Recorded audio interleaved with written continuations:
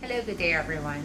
My name is Mary Jo Cruz, and today I will be talking about venous thromboembolism risk assessment, which is an important part of your role as a nurse in this hospital. This lesson is intended for all newly hired registered nurses that are working in all departments. So what is VTE or venous thromboembolism?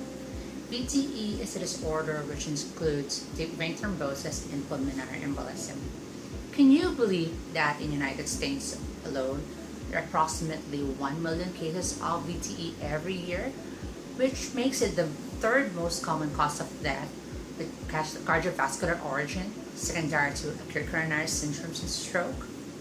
It is important for nurses to be able to identify the risk factors and identify those patients who are at high risk for developing VTE to prevent the occurrence of this deadly and yet highly preventable disorder. For this lesson, you will need the following items. First, your medical, surgical, and pathophysiology book for reference. Second, you would want to have your journal reading and a copy of your VTE risk assessment form nearby. And also, you would want to have writing materials like pen or pencil or paper nearby so you can jot down your notes. Let's talk about our objectives. By the end of this lesson, we are aiming to meet these three objectives. The first one is, after this lesson, you should be able to discuss briefly the pathophysiological processes behind the VTE clot formation. The second one, you should be able to at least identify 5 risk factors that can cause VTE. And the third, you should be able to complete a VTE risk assessment form that is used by this hospital.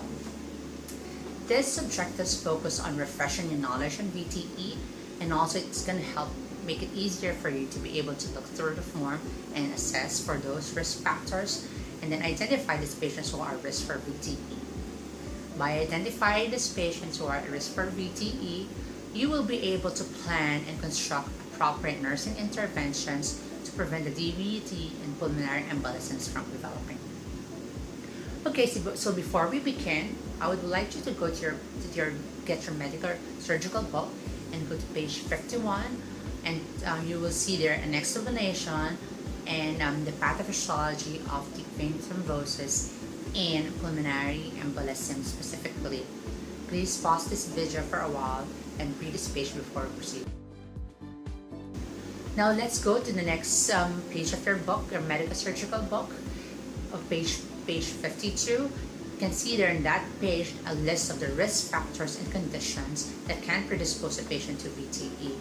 Please pause this video again and just to read through this topic before we proceed. Now let us proceed with the VTE risk assessment form. This is the form that the hospital uses to standardize the risk assessment for all patients, which includes patients in the ER, all inpatients, and all patients scheduled for inpatient or outpatient surgery. Let me give you some time to scan through the form before we proceed. The form looks like this. The form is very easy to complete. It only includes 2 steps. The first step involves only ticking the risk factors that are associated with our patients. Each risk factor has a corresponding point, which ranges from 1 to 5.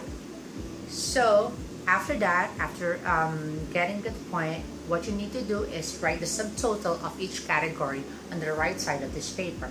You can see that in a small box for subtotal. The next step is to add all the subtotals to create the total risk factor score. And then based on the score, the physician will be able to prescribe the appropriate prophylaxis to prevent VTE. Now, let's practice using this form using the following scenario. What score did you get?